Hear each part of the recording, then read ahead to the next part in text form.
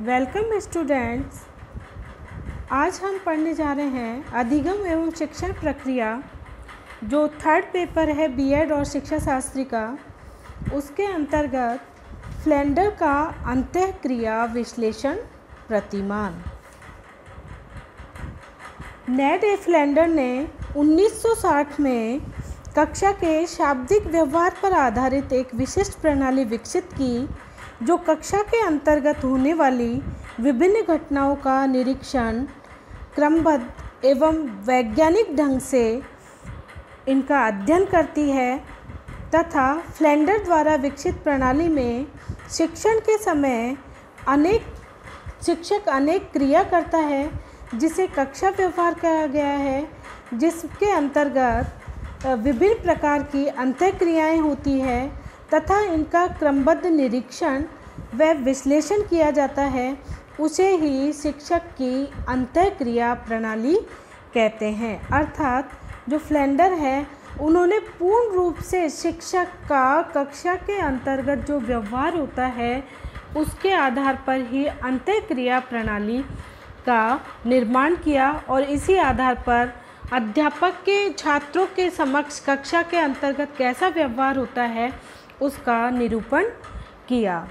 जो डीजी रॉयन है, उनका कहना है कि शिक्षक व्यवहार के सिद्धांत की स्वतः सिद्ध परिकल्पना यह है कि शिक्षक व्यवहार का मापन किया जा सकता है और शिक्षक व्यवहार के मापन की प्रविधियों को ही अंतःक्रिया विश्लेषण प्रणाली कहते हैं।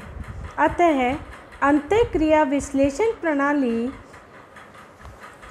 शोधात्मक होने के कारण यह कक्षा में होने वाली सभी घटनाओं अर्थात क्रियाओं का वैज्ञानिक एवं क्रमबद्ध अध्ययन है। इन्होंने शिक्षक व विद्यार्थी व्यवहारों को 10 वर्गों में बांटा है। इनके अनुसार शिक्षक कक्षा के अंतर्गत विभिन्न प्रकार के व्यवहार करता है और विभिन्न प्रकार के व्यवहारों को ही इसके अंतर्गत शामिल किया गया है। अब जो फ्लेंडर हैं, उन्होंने इन शिक्षक व विद्यार्थी के व्यवहारों को पूर्ण रूप से 10 वर्गों में बांटा है।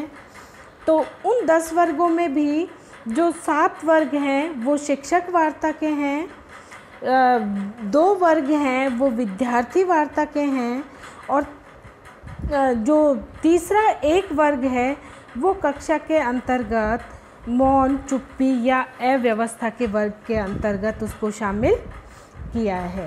अर्थात फ्लेंडर ने सबसे पहले 7 वर्गों में शिक्षक द्वारा की गई वार्ता शामिल की है, फिर अगले 2 वर्गों में विद्यार्थियों द्वारा की गई वार्ताओं को शामिल किया गया है और अंतिम 10वें वर्ग में कक्षा में चुप्पी के छोटे दौर, शोर और अव्यवस्था की स्थिति को शामिल किया गया है। जो शिक्षक वार्ता है उसको भी फ्लेंडर ने 2 भागों में विभाजित किया गया है, अप्रत्यक्ष वार्ता और प्रत्यक्ष वार्ता। जो अप्रत्यक्ष वार्ता हैं उसके अंतर्गत उनको भी 4 भागों में डिवाइड किया गया है।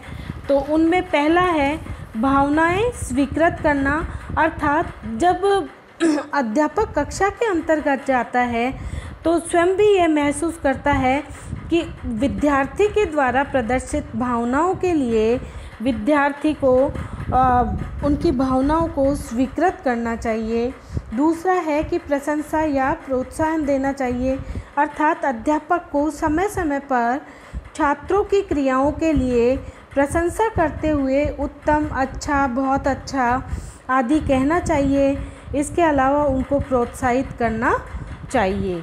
तीसरा जो अप्रत्यक्ष वार्ता में है वो है विचारों को स्वीकृत या प्रयोग करना, अर्थात इस वर्ग में विद्यार्थी के केवल विचारों को ही स्वीकृत किया जाता है, क्योंकि इसमें शिक्षक अपनी शैली में छात्रों को दोबारा समझा सकता है और कह सकता है कि मैं समझ गया हूँ या तुम्हारा कहने का क्या अर्थ है आदि, ये बातें शामिल होती है। अर्थात अध्यापक विद्यार्थी के विचारों को स्वीकृत करता है। जो चौथा है अप्रत्यक्ष वार्ता के अंतर्गत, वो है प्रश्न पूछना। इसमें केवल प्रश्नों को पूछना ही शामिल होता है, क्योंकि इसमें प्रश्न पूछने के बाद अध्यापक को उत्तर ज़रूर मिलना चाहिए। कई बार अध्यापक प्रश्न का जब उत्तर नहीं मिलता तो भी वो अपना व्याख्यान जारी रखता है, तो इस प्रकार के वर्गों को इसमें नोट नहीं किया जाता। इसके अंतर्गत उन्हें ही लिया जाता है जिसमें कि अध्यापक प्रश्न पूछता है, छात्र उसका उत्तर देते हैं। अब देखते हैं कि प्रत्यक्ष वार्ता को भी जो फ्लेंडर हैं उन्होंने 3 वर्गों में बांटा है।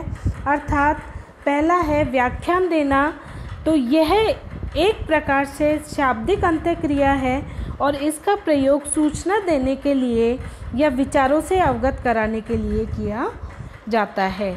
जब शिक्षक कुछ समझा रहा होता है, विचार विमर्श कर रहा होता है या सूचनाएं देता रहता है, तो इस वर्ग में इसका प्रयोग किया जाता है। अर्थात जब अध्यापक छात्रों को अपनी विषय वस्तु को व्याख्यान द्वारा समझाता है या कोई भाषण के द्वारा उनको समझाया जाता है, वो इस वर्ग के अंतर्गत शामिल किया जाता है। जो छठा है उसमें है निर्देश देना। अर्थात अध्यापक के द्वारा विद्यार्थियों को कक्षा में कुछ करने के लिए कहना निर्देश देना ही कहलाता है और इसी वर्ग में उसे शामिल किया जाता है। जैसे सभी विद्यार्थी ध्यान दें या सभी विद्यार्थी अपनी अपनी उत्तर पुस्तिका में उतार लें, ये सभी बातें इसके निर्देश के अंतर्गत आती हैं। तो इस निर्देश को जो प्रत्यक्ष वार्ता है उसके वर्ग में रखा गया है। प्रत्यक्ष वार्ता के अंतर्गत ही जो 7वां वर्ग है अध्यापक वार्ता में, वो आलोचना या प्रश्न पोषण प्रदान करना। इसके अंतर्गत जब शिक्षक विद्यार्थियों को कहता है कि तुम लोगों ने इतने मूर्खतापूर्ण प्रश्न क्यों किए, या तुम्हें बोलने की तमीज़ नहीं है, या तुम ऐसा क्यों कर रहे हो, तुमने ऐसा क्यों किया, ये सभी बातें इस प्रत्यक्ष वार्ता के अंतर्गत आती है। अर्थात अध्यापक और छात्र आपस में एक दूसरे से वार्ता करते हैं, वो इसके अंतर्गत आती है। अब फ्लेंडर ने जो दूसरा वर्ग है उसमें शामिल किया गया है विद्यार्थी वार्ता। विद्यार्थी वार्ता को भी 2 भागों में विभाजित किया गया है, जिसके अंतर्गत 8वां वर्ग मानते हैं हम इसे शिक्षक को प्रत्युत्तर देना। इसमें शिक्षक की वार्ता के प्रत्युत्तर में विद्यार्थी की वार्ता को शामिल किया जाता है। इसमें शिक्षक संपर्क की पहल करता है और वह विद्यार्थियों से हर संभव प्रयास करता है कि उसके द्वारा पूछे गए प्रश्नों का प्रत्युत्तर मिले। जो विद्यार्थी वार्ता के अंतर्गत दूसरा इसका वर्ग है, अर्थात जो नवा पॉइंट है इसके अंतर्गत, वो है विद्यार्थी द्वारा वार्ता में पहल। अर्थात इसमें विद्यार्थी वार्ता के लिए पहल करता है, अपने विचारों को प्रस्तुत करता है और नए विषय की शुरुआत करता है। अर्थात उसे अपना दृष्टिकोण विकसित करने की स्वतंत्रता दी जाती है। इस आधार पर जो 9 वर्ग हैं वो शिक्षक और विद्यार्थी वार्ता के हैं। अब जो 10वां वर्ग है वो है कक्षा में मौन या अव्यवस्था। अर्थात मौन या अव्यवस्था जिसमें कि थोड़े समय के लिए कक्षा में मौन एकदम चुप्पी छा जाती है और अव्यवस्था हो जाती है, जिसमें कि कुछ आदान प्रदान का कुछ समझ नहीं आता। आपस में अध्यापक कुछ कहना चाहता है, छात्र नहीं सुन पाते, छात्र कुछ कहना चाहता है तो अध्यापक नहीं सुन सकता। तो इस चीज़ को इसके अंतर्गत शामिल किया गया है। तो स्टूडेंट्स, मैं आपको ये बताना चाह रही थी कि फ्लेंडर की अंत्यक्रिया प्रणाली है, इसके ये 10 वर्ग हैं, जिसमें शिक्षक वार्ता, उसमें जो 7 वर्ग हैं, विद्यार्थी वार्ता में 2 वर्ग हैं और कक्षा में मौन या अव्यवस्था, ये इसका 10वां वर्ग है।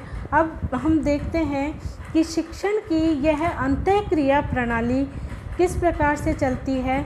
तो इस के अंतर्गत शिक्षक शिक्षण विधि का प्रयोग करने के लिए कक्षा में इस प्रकार से बैठता है, साथ में एक प्रेक्षक को भी लेता है जो कि उनका निरीक्षण कर सके, और वो इस तरीके से बैठता है कि उसे सभी विद्यार्थी या प्रतिभागी दिखाई देते रहें, उनकी आवाज़ सुनाई देती रहे। इस विधि में प्रत्येक 3 सेकंड के पश्चात शिक्षक और विद्यार्थी की क्रियाओं को बताए गए 10 वर्गों में से संबंधित वर्ग के संदर्भ में नोट किया जाता है, अर्थात प्रत्येक 3 सेकंड की समाप्ति पर प्रेक्षक यह निश्चित करता रहता है कि शिक्षक या छात्र का व्यवहार कौन से वर्ग से संबंधित है। उस वर्ग का क्रमांक शिक्षक अपनी आंकड़ों वाली सीट पर लिख लेता है। इस प्रकार हर 20 से 25 प्रेक्षणों को नोट किया जाता है। इस सारी प्रेक्षण प्रक्रिया में वर्गों के क्रमांक ही नोट करने होते हैं। जब प्रेक्षण समाप्त हो जाता है तो प्रेक्षक उन वर्गों के आंकड़ों के आधार पर व्यवहारों का पूरा विवरण तैयार करता रहता है। इन सारी प्रेक्षण प्रक्रियाओं में वर्गों के क्रमांक लिखने को एनकोडिंग कहते हैं और इन वर्गों के आधार पर व्यवहारों के विवरण लिखने को डिकोडिंग कहते हैं। कक्षा में प्रेक्षणों को वर्गों के क्रमांक मौखिक रूप से याद करने रहते हैं। इस प्रकार से आज हमने फ्लेंडर की अंतःक्रिया विश्लेषण प्रणाली का अध्ययन किया। So thank you.